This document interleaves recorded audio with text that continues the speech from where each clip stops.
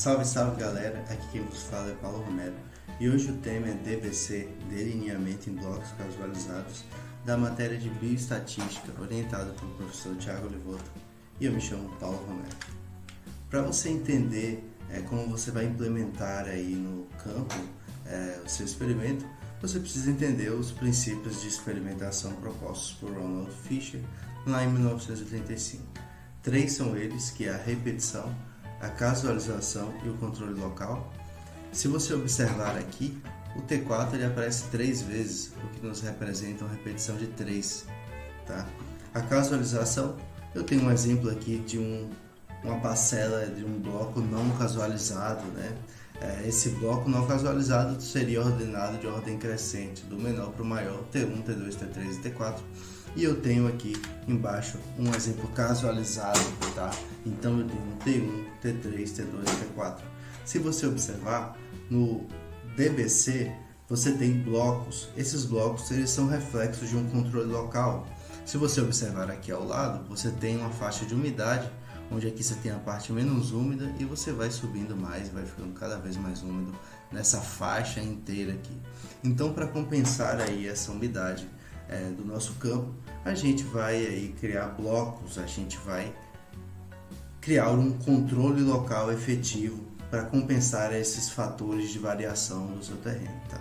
Então aqui você vê um bloco T1, T3, T2 e T4, T2, T1, T4, T3, T1, T2, T4 e T3. Se você observar nessa linha, você não vai ter 2T4, 2T3, 2T2, por exemplo, você não vai ter o tratamento repetido mais de uma vez. Porque, diferente do DIC, o DBC ele vai ser casualizado em linha, em bloco, tá? Então, nesse bloco, eu vou pegar os 4 tratamentos que eu já tenho ali, que eu escolhi no começo do meu experimento, quais tratamentos vai ser, e vou em linha casualizar a posição que ele vai aparecer. Então, assim, para a gente fazer a parte da casualização, tá?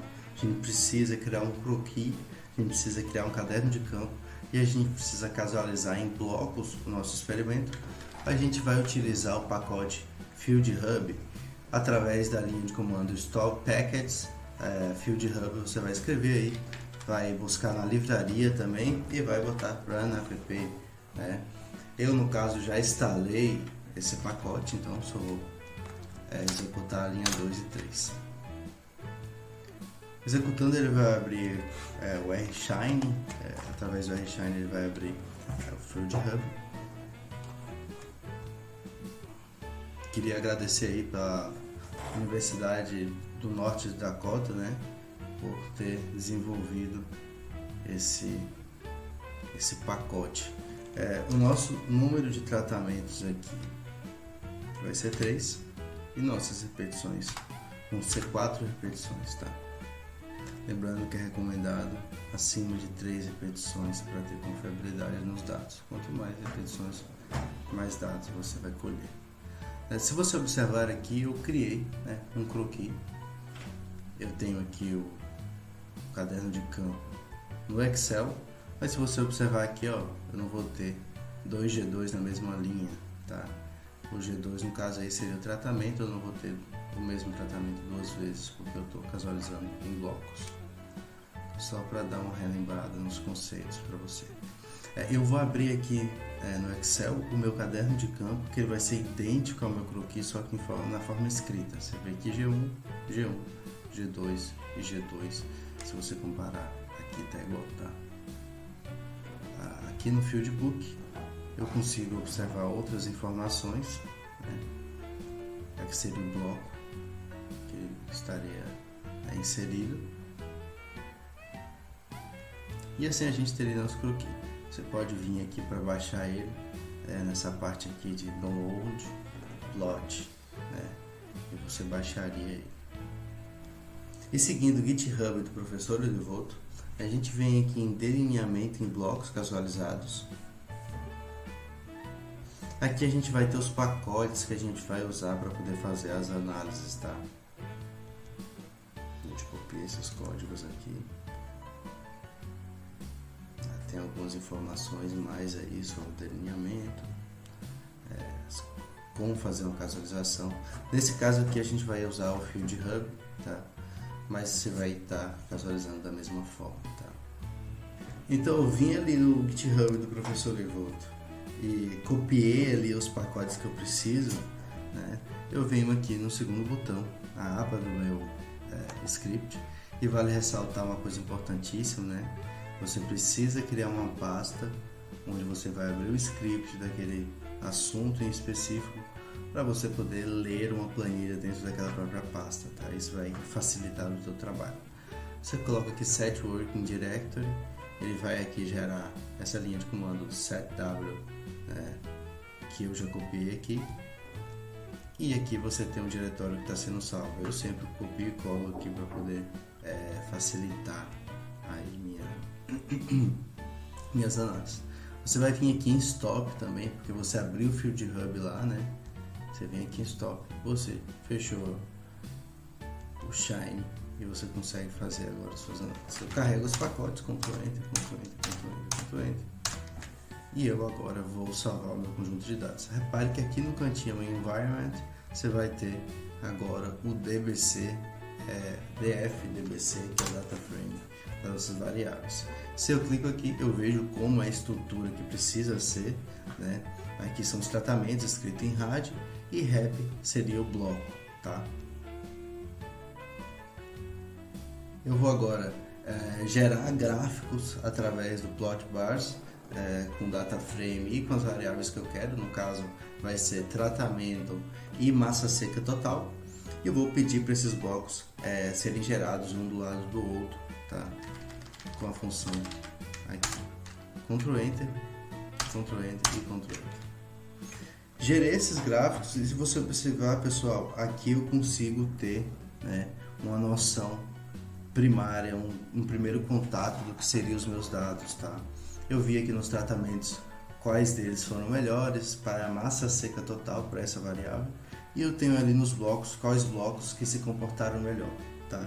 Então, no caso de um produtor, no caso de um experimento, você ia analisar, né, essas diferenças aí dos níveis das barras aqui no plot, tá? Esses riscos aqui representam o desvio padrão desse conjunto de dados, e como essa variável é massa seca total, quem tiver o menor desvio padrão teve a menor variação entre os números de componentes da massa seca total. Eu venho aqui em Inspect, tá? Quanto mais especializado eu sou numa área que eu estou analisando os dados, melhor, tá? Para eu atestar a confiabilidade, para eu saber se meus dados não foram erroneamente anotados, né, na planilha, eu consigo observar aqui que não tem nenhum valor que desvie tanto da média, né? Não tem nenhum outlier muito estranho aqui que eu possa considerar errado. Aqui, através da função DeskStat, eu consigo fazer uma análise, uma estatística descritiva com o meu data frame. Vou dar um Ctrl Enter aqui. E se você observar aqui, eu tenho uma variável que eu estou analisando, né?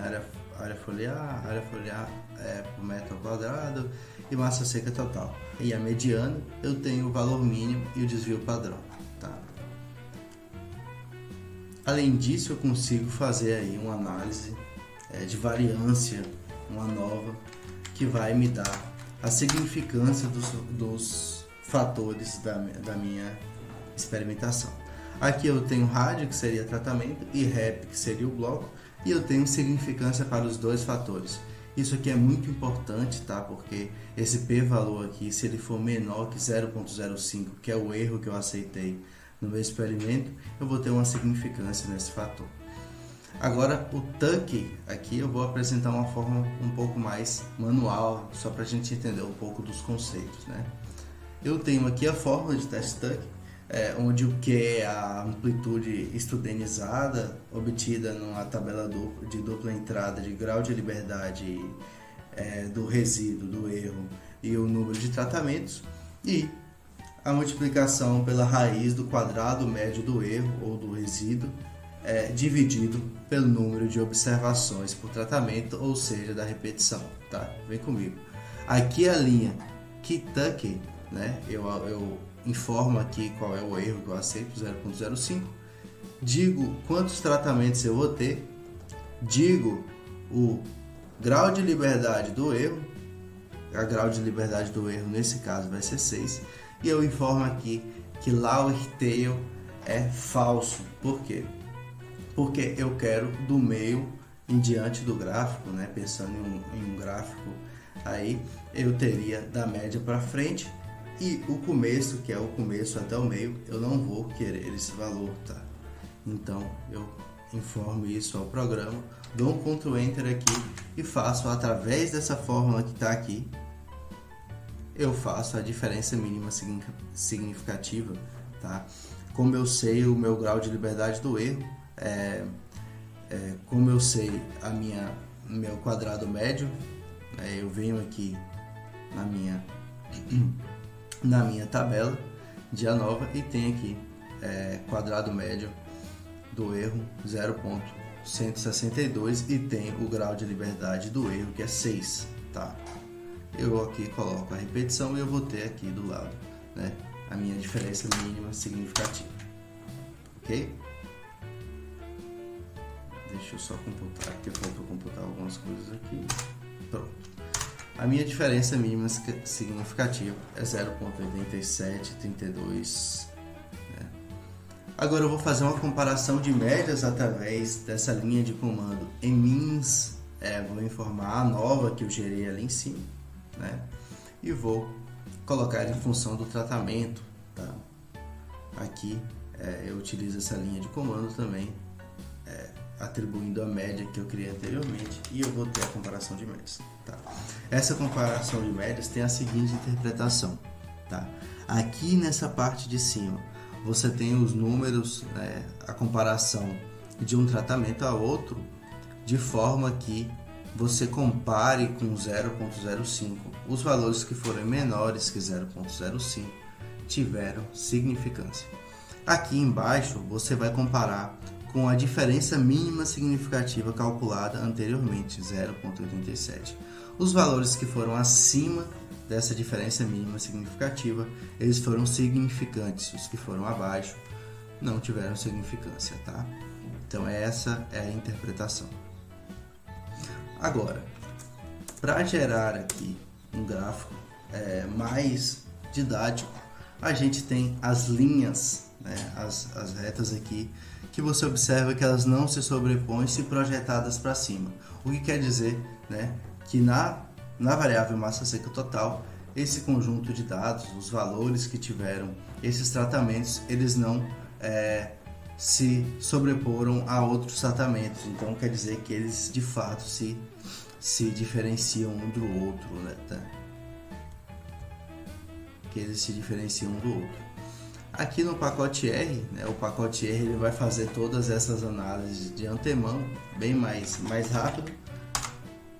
Só que aí você tem, né, algumas outras variáveis, outras análises feitas aí no AgroR.